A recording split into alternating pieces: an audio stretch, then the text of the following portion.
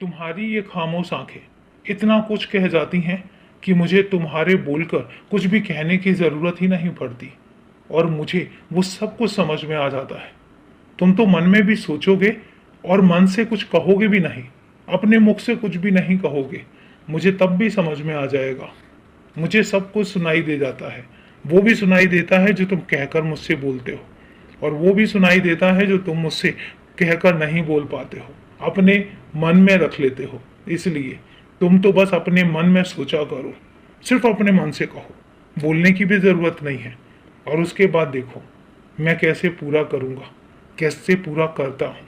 तुम्हें पता है, जब तुम चारों तरफ से कई बार परेशान हो जाते हो और फिर मुझसे लड़ने लग जाते हो, मुझसे भी झगड़ते हो, मुझसे शिकायतें भी करते हो और ऐसी ऐसी बातें बोल जाते हो कि कई बार मुझे तकलीफ तो होती है, लेकिन फिर मुझे हंसी भी आ जाती है, क्योंकि मुझे पता है कि तुम नाराजगी उसी पर दिखाओगे जिस पर तुम हक समझते हो।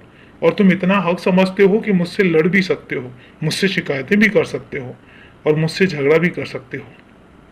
और यही कारण है कि जब जब तुम मेरे पास आकर मुझसे लड़ते हो, मुझसे झगड़ते हो और मुझसे शिकायतें करते हो, तो मुझे बुरा नहीं लगता, बल्कि मैं हंसता भी हूँ और तुम्हारी परेशानियों का रास्ता भी तुम्हें तभी के तभी दिखा देता हूँ। तुम्हें महसूस हुआ है ना?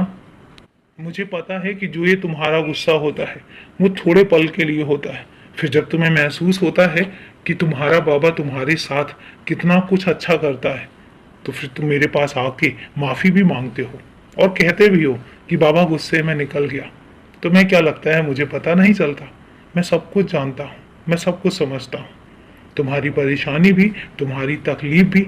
लेकिन इतना याद रखना कि तुम कभी अकेले नहीं थे, ना ही तुम कभी अकेले पड़ोगे। मैं तुम्हारे साथ, तुम्हारे आसपास हमेशा था, हमेशा रहूंगा। और एक बात याद रखना, तुम्हारा हर कदम हूं मैं, तो इसलिए परेशान मत होना। और अभी के लिए शुभ रात्रि मेरे बच्चे।